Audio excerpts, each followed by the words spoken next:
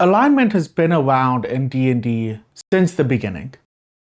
And it's mostly used to help guide decisions your character is making. So, if your character has a specific alignment, it should dictate what their actions are. But I want to take a moment to talk about whether or not I think this system is still good, or if it's antiquated and just needs to be removed from the game. So there are some stipulations here. I do want to talk about specifically alignment with player characters. I understand there are some bonuses to using alignment with monster stat blocks. There are spells that specifically work against different aligned monsters. That is a gray area though, because I think sometimes we shoehorn every monster into an alignment, and when you get to like the sentient monsters, so like goblins and above, that's difficult because there could be a good goblin. We have had good goblins. Player characters have played goblins. We have that goblin that was in the TikTok video with that childish Gambino in the background. I don't know what his name was. Oh no. Fartbuckle? I think it was Fartbuckle. He was a good goblin. Like, he sacrificed himself for his team. So sometimes alignment can be a little bit antiquated even with the monsters, but I understand using it for monster stat blocks. I just don't think it should be across the board used for monster stat blocks. So, let's talk a little bit about alignment first. You are using an alignment table to determine your character's alignment. There are 3 categories down, 3 across. Going down, you have chaotic, neutral, and lawful. And going across, you have good, neutral, and evil. So, a chaotic good character is somebody that is doing things out of like a selfless motivation. Like, they want to help people, but they're helping people in a very backwards way. Like, yeah, they're good. They're going to protect the innocent, but they're going to do it by slaughtering every bad guy that they see. Or like, yeah, they are protecting people, but it's by finding criminals, maybe even before they commit the act. So I think like Light from Death Note might not be a bad example of this. He is killing bad people, but he's not doing it in the way that a hero would handle these bad people. Like, he is just murdering them. And then a neutral good character is someone that is just doing things to be selfless. Like, a neutral good character only wants to help people, and that could be at the detriment to themselves. That could be breaking a law to help somebody. Their motivation is to help someone. Everything else is just a barrier to helping other people. And then the lawful good is someone that's going to help everyone, but they're going to do it by the rules. So this could be like a good police officer or a defense attorney that only defends innocent people.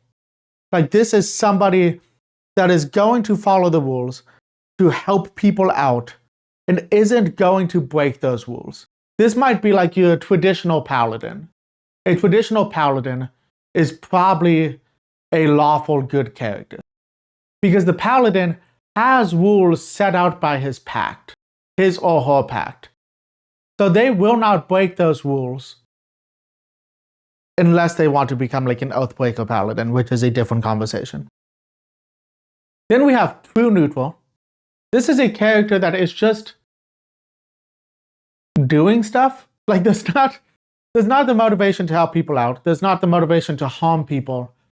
They're just living their life. So like, they're going to commit acts without thinking about how it affects others. The true motivation is themselves. And then a chaotic evil character is someone that just wants to see the world burn. These are your truly evil characters, in my opinion. So this is someone that's going to try to destroy a continent, This is someone that's going to overthrow an empire just because they don't like one person. Or they're going to try to start an apocalypse just because they're bored. Like, this is the evil character. The Joker would be a good example of this. The Joker from DC Comics, obviously. Because his motivation is that he thinks it's fun to do evil things. He's not motivated by money. He's not motivated by revenge or anything. It's just that he likes doing it. This is the true chaotic evil character. A neutral evil character is just, I guess, just being evil to be evil. This is one of those characters, in my opinion, that could be a little bit tough to play as a DM, to roleplay as. Because this is just an evil person. So this is someone that is committing atrocities and stuff because they want to. It's not to hurt others. It's not, I mean, it's obviously to hurt others, but that's not the main reason. It's not like, it doesn't have a rule system. It doesn't have constraints. It's just they want to be evil. I could have any of these wrong, if I'm being honest, because I'm not like an expert in D&D, so I could be mistaken here, but that's my understanding of chaotic evil, or neutral evil. That's my understanding of neutral evil. And then a lawful evil character is going to be like your devils. So they are evil. It's obvious that they want to hurt others or manipulate others, but they have a rule system. Devils have pacts. They sign pacts with people to get souls and influence and stuff like that, but they are going to stick to that pact. If a pact says a devil can't harm somebody, the devil's not going to harm them. If the pact says that the character has to get something from it, that character is going to get something from it. They're going to try to trick you with a pact, maybe. So, like, yeah, they're going to make a pact with you that says you're going to become wealthy beyond your wildest dreams. But that might mean that a wealthy family member dies and you inherit that wealth, or something like that. There might be a drawback, similar to like a genie pact. But they're going to carry out on the pact, and they're going to do it to the letter. So, I mean, yes, they're evil, but at least they have rules behind it, you know? So this is the alignment table. And the alignment table has been around for a long time, from what I understand from first edition. It used to be that when you made a character, you had to choose an alignment for that character. I've been in a decent number of games of D&D.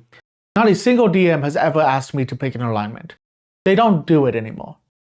Back in the day, if you broke your alignment, from what I understand, there were consequences. So if you were a lawful good character and you did an evil act, you might lose XP or something. Nobody uses that for 5th edition. 5th edition is very loose with the rules for alignment. And it's an optional thing in the game now. It didn't used to be. So I don't think we need it anymore. I want to explain my side for a bit. Characters aren't black and white. There has to be some gray in there. Like, yeah, a character might be lawful good. They might always be trying to follow the laws. And they might never want to harm anybody. They might be a pacifist. But then someone attacks their family. A dragon attacks their village. A criminal gets away with a crime that directly impacted the character. And then they break alignment. And that's a very human thing to happen. I understand they're not human a lot of the time, but that's a very human thing to happen. Alignment is outdated because nobody fits into an alignment. Unless you're one of the evil alignments and you're truly chaotic, or you're truly lawful good like a devil who can't necessarily break away from that, you're not gonna stick to an alignment probably for an entire campaign. There's going to be moments where it slips. And alignment nowadays is mostly to help people roleplay. So if you're a lawful good character you're going to roleplay as someone that is a stickler for the rules. If you are a true neutral character, you're going to play as someone who doesn't care about the consequences of their actions much. But honestly, I think a lot of this can be helped by the DM. Did your character commit an awful crime in town that people have thought about, but it was for a good reason? The people in the town should still treat that character differently because of it. Like, yeah, their intentions were good. But if I see somebody shoot someone down in the street that did something evil, I'm still going to remember that person shooting them down in the street. It's like in Captain America in the Winter Soldier, or Falcon in the Winter Soldier. John Walker killed somebody in the show. Spoilers. And to him, it was for a good reason. This person was a terrorist. They had kidnapped his friend. It was the wrong person, but they had kidnapped his friend. He thought it was for a good reason. Everybody watching this situation did not. And that should reflect in your campaigns. If your characters are killing people willy-nilly, people should be afraid of them. The law in each of these towns, like the guards and any type of police you have in your campaign, should not like your characters. Maybe they should get arrested in the campaign if they keep committing acts. And that should hopefully translate to your characters role-playing or your players role-playing their characters differently. I know if I had a character that everybody was afraid of, I would try to either lean into it or try to repair the situation. It takes a lot of trust at the table, but I think alignment can be replaced by consequences for action. Now, do I think it's bad to have alignment always? No. If you're a brand new player and you're trying to figure out how to play your character, as a DM, it's not a bad idea to bring up alignment. If you're playing a cleric and you want to figure out how a cleric of a specific god would behave, it's not bad to think about the alignment thought. I think my problem is using alignment in full campaigns. Your alignment's going to change. It would be insane if your alignment doesn't change. And honestly, it should change a little bit in different situations. People react to stress differently in different situations. Like if I stub my toe, I'm not going to slice someone's throat open. But if someone comes in and beats my wife, that's going to be a different reaction. And that should be accounted for. Your characters should have things that trigger them differently. This is a more violent video than I expected it to be, and I'm sorry about that. And I feel like I'm kind of rambling because this isn't scripted like some of my other videos. But this is something I'm kind of passionate about because I don't think alignment should be the case anymore. Now, depending on your table, you could have some moments of prejudice against different races for the assumed alignment. And I say depending on your table because some people are not okay with that. It can kind of toe the line into racial prejudices that are in this real world if you go too far with it. I've played a goblin before, and I loved playing this goblin. He was a very innocent person in the fact that he didn't understand much. He grew up in the forest. He went out on his own at a young age and was searching dumpsters and stuff for food, and he didn't understand society. But people looked down on him because he was a goblin. And I know this is the case for Critical Role as well. I've been watching The Mighty Nein, which I hadn't watched the actual campaign when it came out. And the goblin in that is treated differently for being a goblin.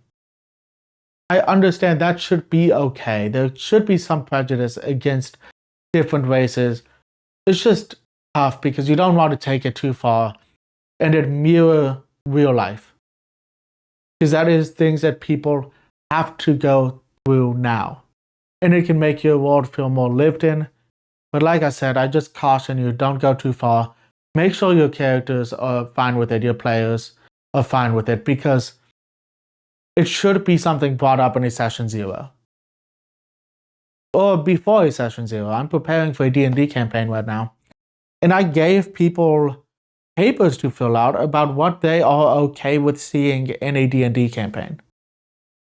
So I do think it's important to ask those questions before you even start. That way you're not bringing up something that might upset someone at the table. This is a game for fun. This isn't a game that should bring people unneeded stress. I know I talked too long about... I rambled too much in this video, but I really don't think D&D still needs alignment. I think it could be something where you keep it in the game, but reference that a common monster from a stat block would have this alignment. Like I said, I don't think that monster stat blocks are always going to align with alignment, because there might be edge cases where your party has a friendly goblin, or, an evil angel. I've done that in the past. So there's going to be discrepancies even with monster stat blocks. But I think if you're going to keep it in the game for player characters, you should only keep it as a reference. It shouldn't have actual impact in your campaign. Or it shouldn't have impact in the story, what the on-paper alignment is. Like I said, it's going to change too much. I think it's just important to reflect in those surroundings that actions are going to have consequences. They can't just do whatever they want and get away with it. I hope this video wasn't too bad with all the rambling. I hope you guys enjoyed it. Let me know if there's anything that I got wrong about the alignment table. Like I said, I kind of did this off the cuff. So that is my understanding of the alignment table right now. I could have probably popped open a book, but that's my understanding of the alignment table right now. And if I got something wrong, I would love to know what I got wrong. If you can explain any of those better, I would love to hear your explanation. But if you have any other reasons why alignment should stay in the game, let me know. If there's anything I missed on why it shouldn't stay in the game, let me know. And other than that, guys, I hope everybody is having an amazing day. I hope you're having a good start to the year. And until next time, guys, peace.